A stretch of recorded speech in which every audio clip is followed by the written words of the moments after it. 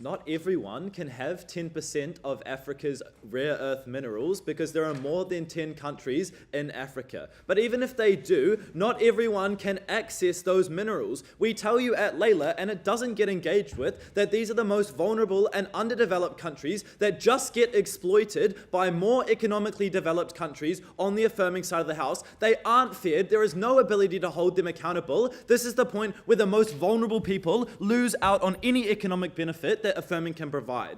Firstly on model, then on negotiation, then on some impacting, and then on the comparative. Firstly on model, look, they tell us that they're going to have equal say because they have accountability via the threat of leaving. Two responses here. Firstly, no, because you can't leave, right? We tell you at Layla that F builds a dependency on these more economically developed countries because A, you don't take the time to develop your own policy experts because you blindly follow the already developed industries of the more economically developed countries. But B, there's no individual diplomacy, right? We tell you at Layla that every other country looks down upon you because you're just a collective part of this cartel and these controversial, more economically developed countries. This means no one will trade with you if you leave. You can't leave. But secondly, this is just not true, right? It's intuitive that the strongest countries have the most say, right? Because A, they don't care if you leave, and B, they don't even care that you're there in the first place, right? You don't change how much profit they earn. They still export the same amount. They still make the same amount of revenue.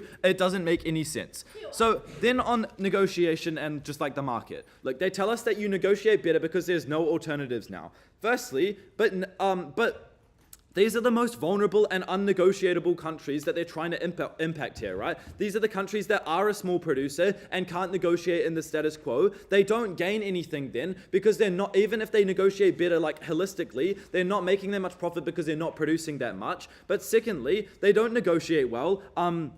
They can't set the terms that they need. They can't keep up with these cartels. But then why do we prefer this in our negotiation in our world? Because firstly, even if there's a higher price, why do countries prefer to negotiate? Because firstly, even if there's a higher price, we're far more secure industries, right? These MEDCs on their side, which undercut and are corrupt and exploitative, they don't want to deal with them. They would prefer to pay slightly higher in order to have a stable trading partner. But secondly, because we enable them to invest and build relationships with us, they see the potential of less economic developed countries, the growing economies. They invest, they have people on the ground there, they trust them more. But thirdly, it's a huge market, right? Like even if they do go to other countries first, there's still a huge demand for rare earth minerals, right? Which means eventually they still have to come to less economically developing countries, even if they do undercut on their side of the house. So what this means is that they still get a significant amount of profit off these minerals, but they can access them in a way that is independent, where they don't get exploited, and we don't risk the harms that affirming has in their world. So then on international benefits, firstly, they tell us they're going to get FTAs and stuff. Firstly, no, it's far more likely that you face backlash and get caught in the middle of controversy between these corrupt countries and like Western states, right? This looks like backlash against corruption in Africa, or like conflicts going on that like Western states don't want to be a part of. They want to tariff against that. But secondly, it looks like the cartel themselves using it to manipulate, like the MEDCs using their power to negotiate or threaten against other countries. They don't want to buy into that. You're not going to put an FTA on such an unstable relationship. But then on avoiding undercutting, look, firstly, again, the market is huge. You're still going to get profit. Secondly, you're now more negotiable, so I think they do still just buy it from you, even if the price is higher. But thirdly, it's symmetrical, right? Because in the cartel, the big MEDCs still set the prices low. But like, even if this isn't true, you never undercut China because the African industries, even the best ones, aren't producing at such an efficient price where they can undercut China. If they do have 90% of the world's rare earth minerals, then surely you don't get any benefits even to the MEDCs that they claim, like, oh, after they buy all their cards, they'll make good roads or something. So then on that impact, look, they tell us they're going to improve infrastructure. Firstly, no, because you don't get economic growth to begin with. You don't have the resources to reinvest. We tell you this is because you're exploited and you can't operate at efficiency, which means you can't keep up with the cartels and the highest producing African countries. You don't make any profit, and you're actively harmed by missing out out on international collaboration and independence in your industry. But secondly, this benefit disproportionately affects more economically developed countries, right? Because these are the countries making the most profit, they produce the most, and they can profit more off the low medium price because they have already got established infrastructure and industries. Note then that these are the most exploitative nations who are most likely to buy the most cars first and buy like limitless amounts of cars. It's kind of unmechanized why an exploitative leader could not just go out and buy a bunch of cars. Like, we literally see people do that all the time. I don't think they do care about their people. So what this means is that even if they do benefit here, it's only to the most well-off countries and to the most well-off leaders already. But thirdly, even if this isn't true, it's still symmetrical, right? Like, if they all have the capacity to produce this much, they already would be. Like, even if they gain some like international legitimacy, they don't mechanize to you how their economy suddenly grows overnight and how they gain any infrastructure. Like, at our very worst, it's symmetrical. Look, I'll take a POI. If there's a huge demand for rare earth minerals and you still go to small countries on our side, on your side, why do you not go to them on our side and have to offer better deals? Because you associate yourself with corrupt countries. You can't produce at the low prices. These are all mechanisms we give to you at Layla. They don't respond at second Nick. For second F. So then on diversification, look, we tell you we can diversify. Why? Firstly, we have more capacity to invest elsewhere without the opportunity cost of constantly trying to keep up with the cartel and constantly having to subsidize our like rare earth minerals industry in order to make any profit, which we don't because you invest so much. But secondly, we have investment, right? This looks like multinational corporations coming with their like HR staff who want Amakas. They want cars, so we get more industries like put into this country. We get more international collaboration. What does this mean? Firstly, we get more jobs. Even if it's not in the rare earth mineral industry, we get more Macca's workers because these people are hungry. But secondly, we get a better economy because we get more investment and more growth in this country. This is huge. This can affect the lower developing countries as well. Look, and just thirdly, like, you just get more goods when we develop the economy as a whole. So then on development, this is my substantive contribution. Look, if you believe that there is any chance that F harms the people suffering in African LEDCs, we should win. But I'm going to tell you now why we actively benefit these countries through independent management. So how do we do this? Firstly, we're more informed. The individual government knows what is best. They most directly hear the voices of their citizens. They have the most direct picture of how the economy is doing, versus being drowned out by the voices and authority of MEDCs who have the most say in these cartels. But secondly, they have the most capacity to act on those needs. They can easily pass policies. They have government experts who can manage them, versus getting rid of them and having no control over export policies and regulations on the affirming side. But thirdly, it's easier to access international support. This looks like investment and MNCs bringing exports.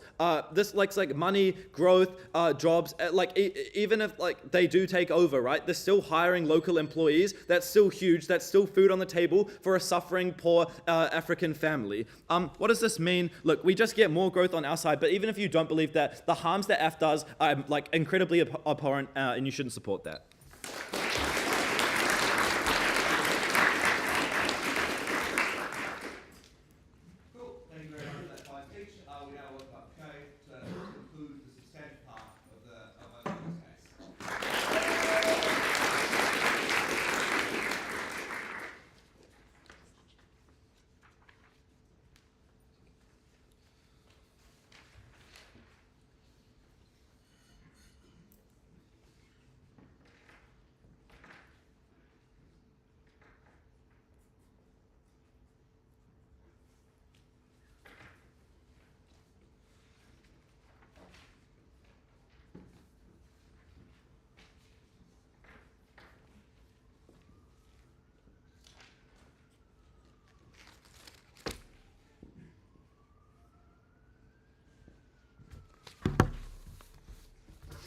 So how are we all doing?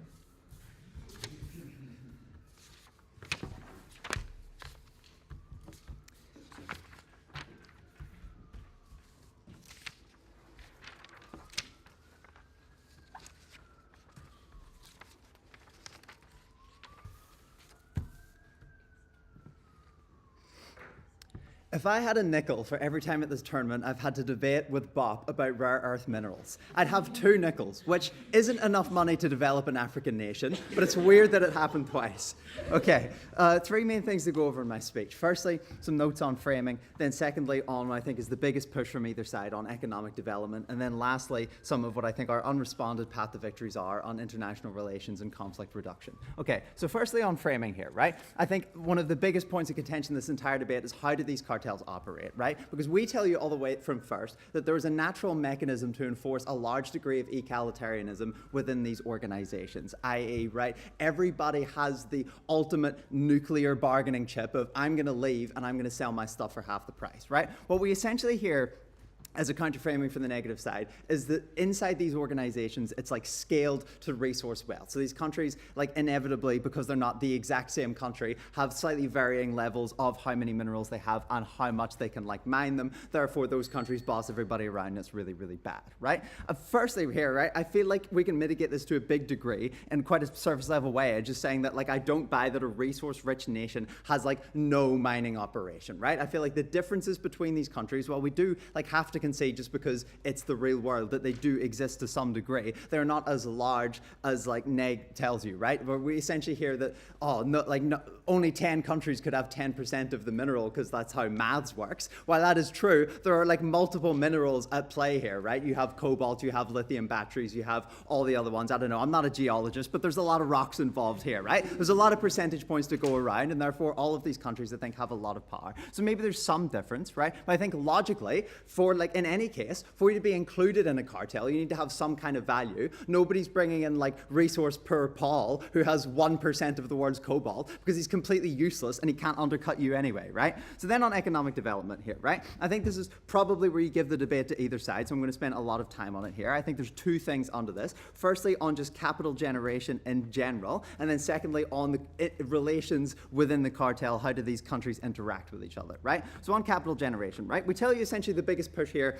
is that like selling these things by yourself is really, really bad. You're stacked up against the odds. You get lowballed often because you don't have a lot of information and you don't have a lot of power to bargain with the big countries and big corporations that want to buy your stuff, right? What we hear is several pushes here, essentially with Neg arguing that like flying solo is better because like you spread your wings, you get more independence, you develop your industries, and you diversify more, right? Firstly, on this more efficient thing, right? I feel like you're actually like on their side way, way less efficient because there's so many more hanging factors that you have to consider. I think what it actually looks like on Neg when you are going to sell these things is you have to consider, oh, is Angola going to sell it for less than me? Send somebody over there to check, right? And also, you know, all of these things, and I'm just like a not very developed country. I don't have a lot of, infrastructure. I don't have a lot of cash to develop these resources that I need to consider all these alternatives, right? On our side, what it looks like is you're in this organization, you're able to pool resources together. Note, like all of these countries are not developed. Even the more powerful ones are not these monolithic states that know everything and have everything, right? So I feel like the efficiency that you get is apes together strong, right? Everybody's working together and it's really, really great, right? So then on independence here, right?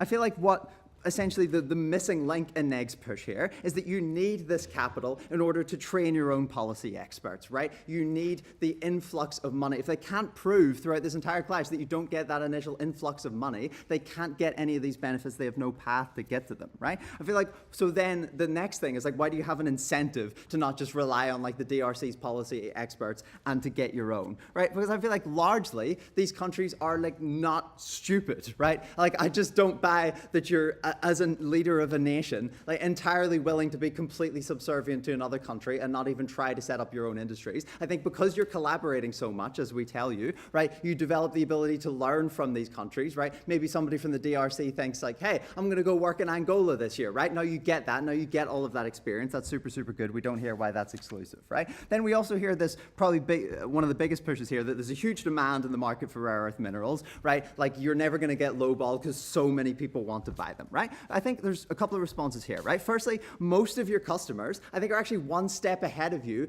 in forming these groups, in forming these collectives. A lot of the multinational corporations that you're selling to are all in cahoots with each other, right? They're all like big American monopolies typically, or they're like the one company in China that makes all the EVs, right? There is not a lot that you can go to, right? Secondly, I think these actors are like quite smart and they're quite business savvy because they're either like massive countries or they're really big multinational corporations. If they see any opportunity to lowball you, they will, right? I feel like if a high school debating team from Otago can come up with all the opportunities to lowball these African countries in the status quo, I think that like a really, really big multinational corporation can probably come up with that too, right? So they're definitely going to be able to do that, right? And then on China here, I feel like there's just there's like a meta thing. It's a bit of a mischaracterization on China's rare earth minerals. They possess 90% of the refining capabilities. They really, really need Africa because Africa has the rocks. They need the rocks to refine. They can't just make them appear out of thin air, right? So at the end of this bit, right, I think when NEG stands for the status quo, they don't have an alternative way to get that initial cash injection,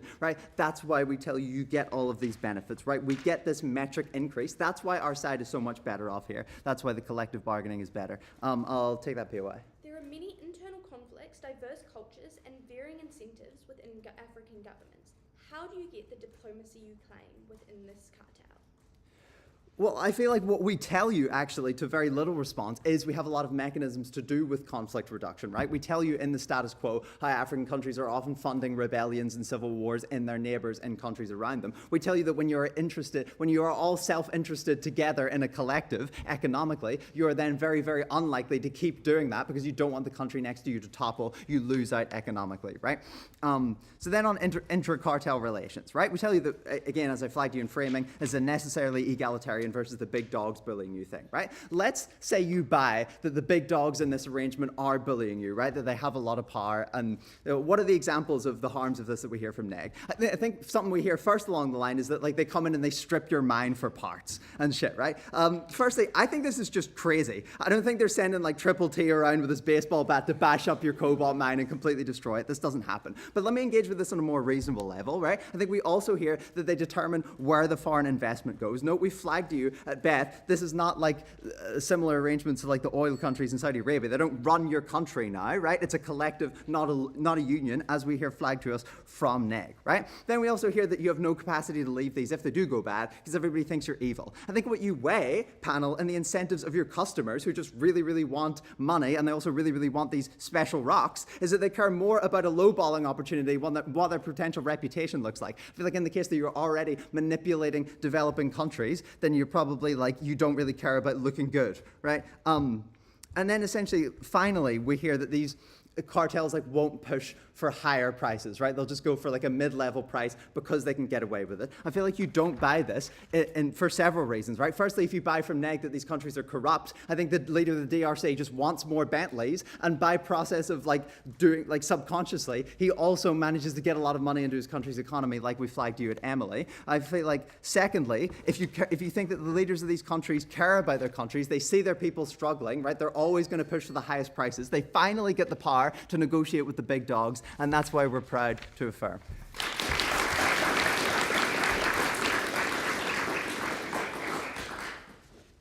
very much for that presentation. And now to conclude the substantive part of Kinsey's case, we welcome Officer.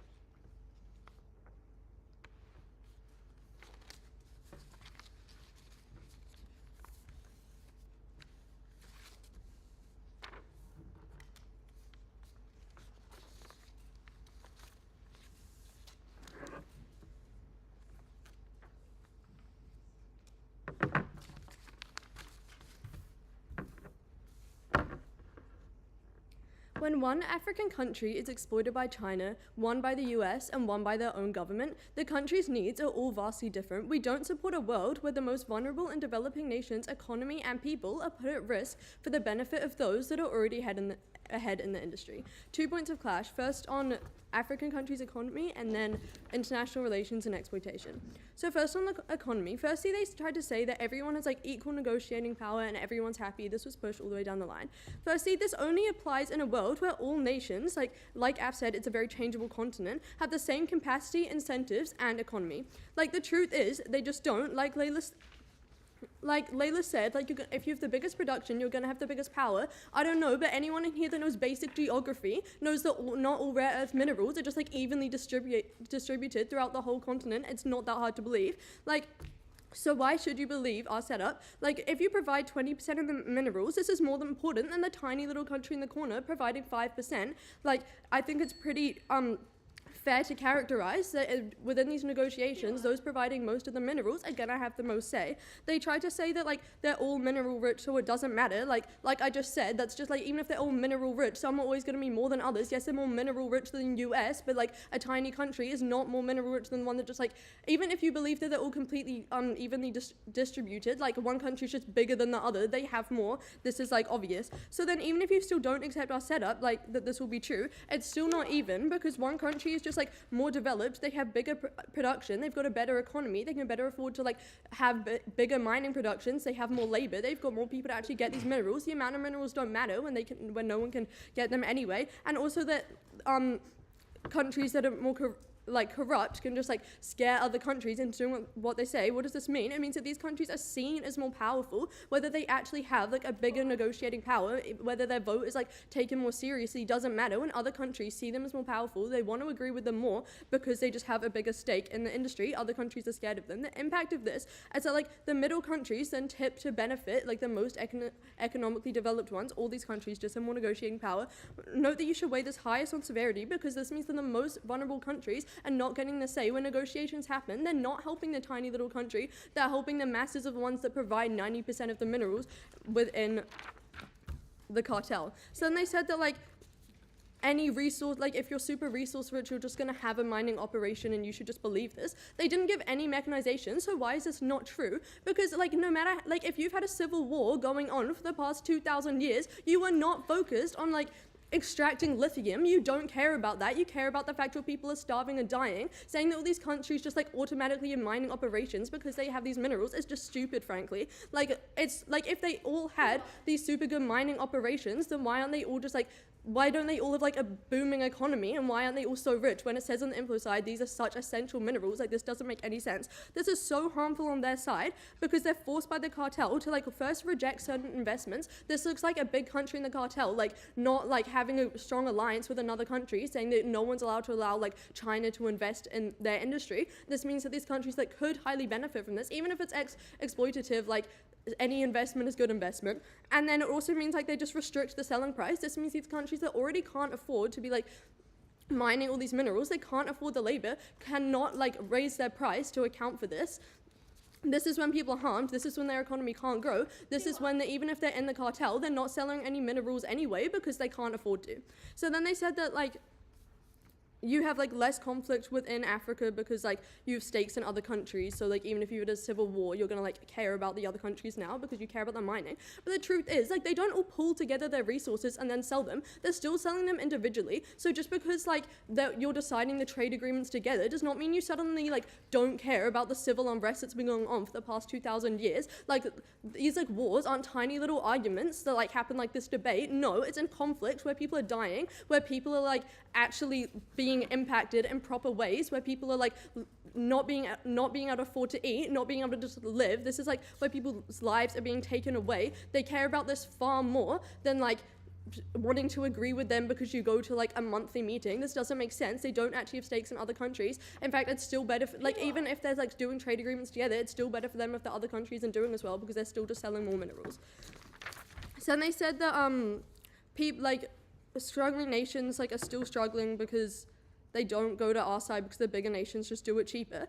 Firstly, people still buy, countries are still buying things for a higher price. These minerals are very necessary, and if China has 90, or they try to say that China like really relies on these African nations because they only refine it. This just like proves a lot of points that people are going to be buying from these nations. Like this sort of just contradicts their entire push. And then so either what does this mean, that no one buys from any African nation, cartel or not, like this is then symmetrical, or people that don't buy from China still like go to the still like if you believe at all that people are buying minerals from Africa, you're going to believe that they're buying them, the ones that have them at a slightly higher price, because if Africa only has like 10% of them, as wants you to believe, then like that's a limited supply. You can't buy them all for them on the cheapest price. Like heaps of countries need them. So what does this mean? That they can still like afford to sell them at a higher price. And even if they can't, this just means that these lower economically developed countries are screwed either side. So where do we get our benefits? We get our benefits when these countries are like actually developing independently. Like we'll go through this further later. This is because like on either side, if no one's buying their minerals, because on AF's side they're not buying them because they really can't afford to produce them at the rates that they're being forced to sell them at, and on our side no one's buying them because they're too expensive, then there are just no benefits at all. On their side, countries with established industries have a lower price limit for everyone. They lower the price limit for everyone. They can afford this, while unestablished countries are left to struggle. I'll take a few out. When all these countries get together and decide which price to sell copper at, what is the incentive for bigger countries to not make it the highest possible price and get the most profit, which benefits everyone? Because they still want to be selling the most minerals, they can make it lower because they know that the other ones can't compete. I just don't think this is very relevant in the debate. So then on like international relations and exploitation, they said that you get screwed over by other countries when you're independent. But like, let's actually go through what exploitation looks like on either side. Like, note that like exploitation is always going to happen to some extent. This looks like China putting military bases in small African countries. This looks like the BRI. Like, this is just symmetrical. And then their characterization is that like now China's going to lowball them and they're going to like make a little less profit.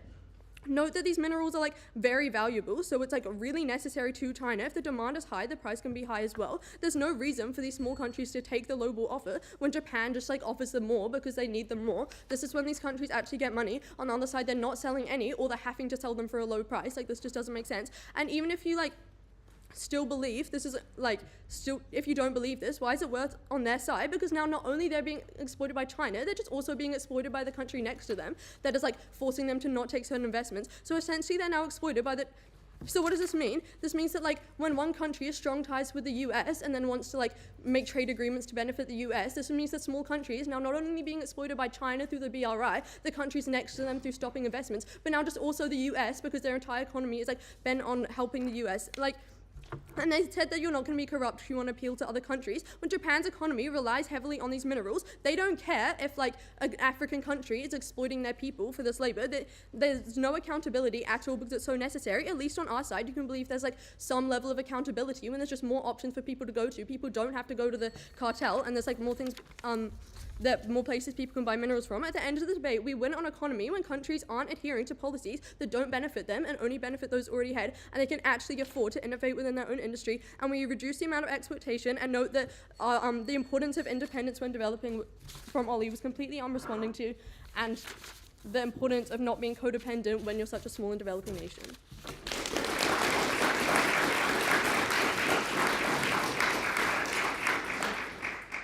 very much for that fine speech. So as is traditional, we'll reverse the speaking list, half the speaking times, and welcome back our colleagues.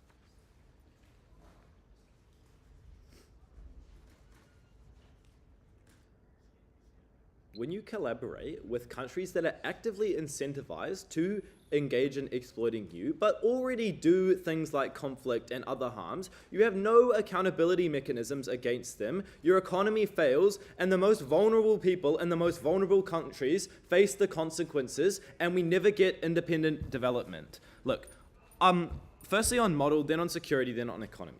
Look, firstly on model, they basically give us this push the whole time that you can have equal say in these cartels. Look, firstly, we tell you that you don't all have equal resources. Secondly, you don't have equal ability to access them. And thirdly, intimidation and authority exists, right? we would prefer a world where we have to stay out, where we stay out of these cartels, then ending up doing like human rights violations to keep up and to have a say in these organizations. But then they tell us, oh, we want to be friends with them, so everyone will be nice. When has Africa never not had a conflict happening? It doesn't happen. People don't get along. We tell you this pretty reasonably from Layla when we tell you that a lot of these countries are very corrupt and they do engage in conflict regularly. But firstly, they still want to sell the most, so they do lowball and cut out these smaller, less economically developed countries. But secondly, they want to maximize international competition against other countries which do also have these rare earth minerals. So at the end of this, you should believe that there is a lot of capacity and a lot of incentive for these more economic developed countries to exploit and exclude the less economic developed countries. Even if they are not actively corrupt, they want to make the most profit, they want to look out for their people. You exclude the most vulnerable people who need it the most. Then on on security, because I think they don't engage with the harms here very well. Look, we tell you that on international security, these cartels never stop the BRI from preying on the less economic developed countries who can't protect themselves, versus on our side, we have more diplomacy which enables more protection from Western nations. But also on domestic security,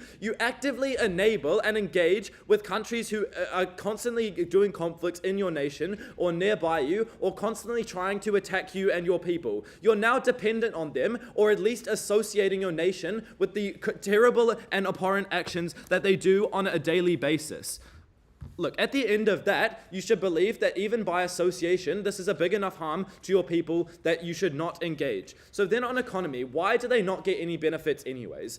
Firstly, because you can't keep up. You have to reduce your supply to match the low price set in these cartels. This looks like laying off workers, people who are already vulnerable, and there's not a lot of jobs in these countries. We tell you again from Layla, they don't have a lot of options. This is a huge opportunity cost where you could have just reinvested in your country as opposed to spending money trying to reduce supply. But secondly, you're actively exploited, you're used for the MEDC's needs. That's really bad. Look, at best, they disproportionately benefit MEDCs who have the most corrupt leaders. They just get cars. Like, is that a real benefit? I don't think so. But if it's so easy, we could do it on our side without losing independence. Like, we give you so much impacting on why stability is the most crucial thing for these countries and independence. We don't want to be dependent on very unstable and corrupt MEDCs in these regions. It's more important that we have job stability so people don't get laid off down the line. So then we tell you we do get better economic growth on our side because governments are the most informed and they have the most capacity to promote independent development and independent economic growth.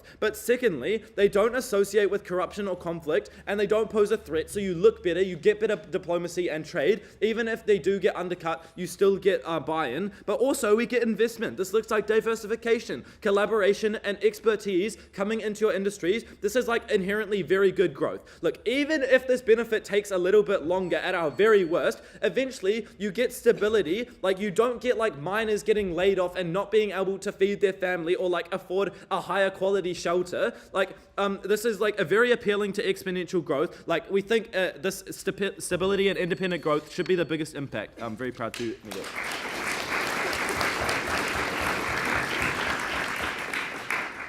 Thanks very much for that final speech.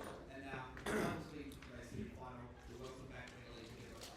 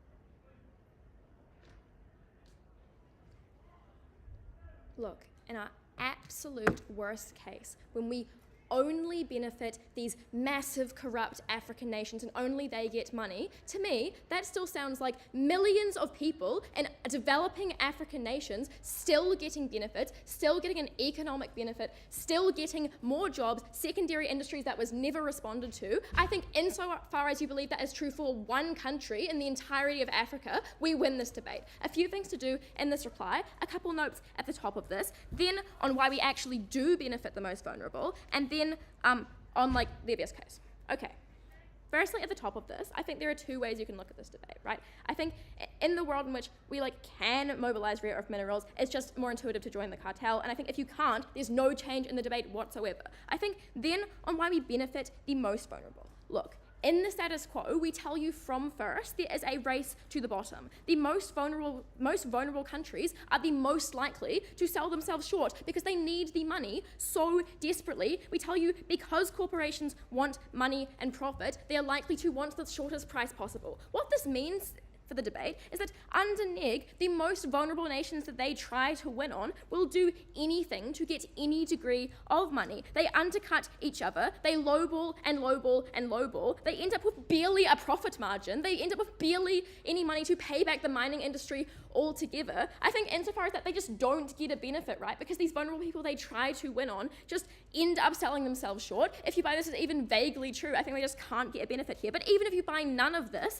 they push that in the status quo, small tiny countries get offers because minerals are in really high demand. They give us no reason why they stop buying on our side then. We just now offer better deals and give them better benefits. And then secondly then, I think agreeing to sell minerals at a set price just helps the most vulnerable nations because now they aren't undercut by bigger African countries per their own mechanisms. I don't think they dealt with that sufficiently. Next then, what happens if, let's say, free countries offering their 5% of lithium, cobalt, and nickel, do undercut, do exit, and do offer to China? I think this is a massive harm for them, right? They try to tell you that you can just leave. I think maybe China takes it, right? There's significantly less need for them to pay a lot for the bloc countries, right? They tell you that prices are never going to be very high and people will just say no and won't pay it. We tell you this absolutely isn't true, right? Because even if they still buy from the bloc can't push China's need for a crazy high price to the same capacity because now China's supply is never going to deplete. Now they still have some degree of supply to make their electric vehicle industry. And comparatively, when we all band together, there is an incentive to be egalitarian, to not be incredibly corrupt, because by working together, you mean everyone can get the highest possible price all of the time. Even the most corrupt nations are still self-interested. Even the most corrupt nations will always prioritize themselves. They tell us that no one will buy minerals at high prices because it's too much money. Pearl knifes this when she tells you that Japan's entire economy relies entirely on accessing these minerals. When we tell you that China refines 90% of these minerals, the biggest economy in the world needs 80% of cobalt from the Democratic Republic of Congo, right? I think you inherently need these things from these places specifically. If it's still on an individual basis, you just buy from these countries and we just win. Look. Even if we just benefit the most powerful countries in the cartel, at the top of these are still developing countries. 80% of their population are still below the poverty line. I think, let's say these nations do make a really large profit. We never get a response to the secondary industries we give you. We never get a response to millions flooding into these nations, to millions of jobs. No matter how corrupt you are, you can't prevent those secondary industries from building up. You can't prevent the